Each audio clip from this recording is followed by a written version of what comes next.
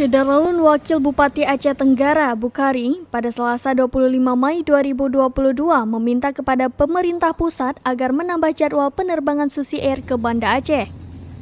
Wabub Aceh Tenggara meminta Susi Air menambah dari 2 kali menjadi 4 kali penerbangan bersubsidi dari Bandara Alas Leuser, Kota Cane.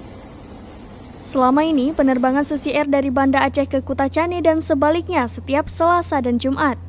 Jadwal penerbangan yang hanya 2 kali seminggu ini tidak cukup, apalagi animo masyarakat seperti kalangan pejabat, mahasiswa, pedagang, dan pengusaha melakukan perjalanan menggunakan pesawat Susi Air sangat tinggi.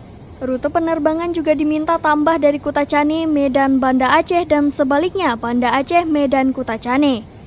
Hal senada diungkapkan Sekda Aceh Tenggara, Muhammad Ridwan, dan Wakil Ketua DPRK Aceh Tenggara, Jamuddin Selian.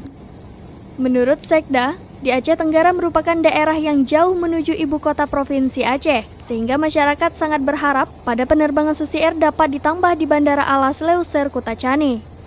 Sekda juga meminta pemerintah pusat melalui Kementerian Perhubungan Udara agar menambah jadwal penerbangan Susi Air Kota Cane Banda Aceh dan rute penerbangan Kota Cane Medan. Dari Aceh Tenggara, Asnawi Lui, Seram Beyond TV.